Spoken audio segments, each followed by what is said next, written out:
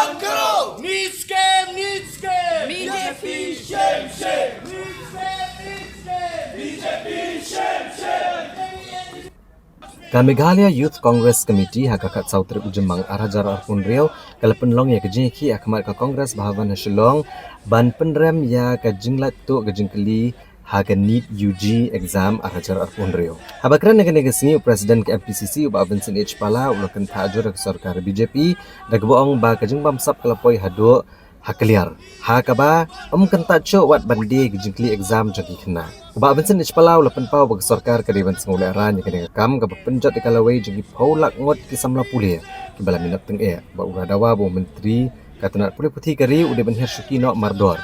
Namar kene kejing syap tu keraja bun sien apok kejing pet jung u. Laban kedau baga National Testing Agency NTA kalahapan pensangi ano ya kene ke eksamen ka balalong hakalai terik jemang.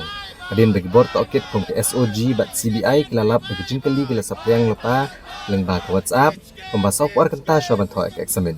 Da subah begini ke jingkeli kila syadia de kapisa ke Bruna Tam arpo hajar tengka hado sanlak tengka hagi jela kum ke Rajasthan bat Maharashtra.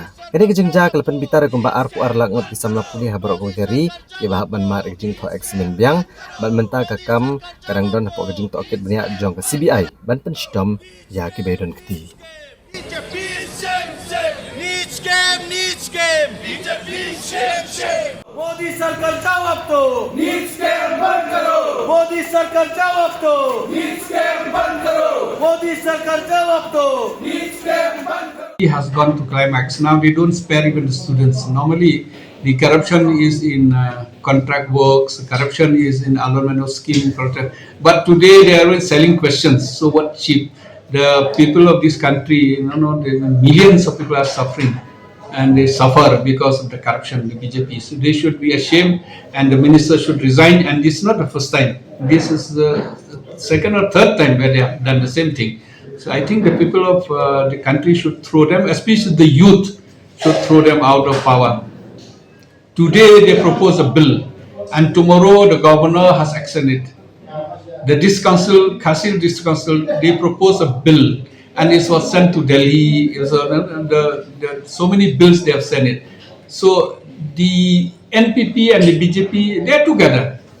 So if the UDP, if the BJP is a communal, so what do you think about the sister or the brothers?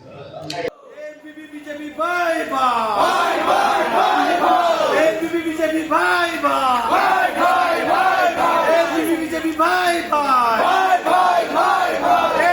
BJP bye bye bye bye नीच scam BJP Shem नीच स्कैम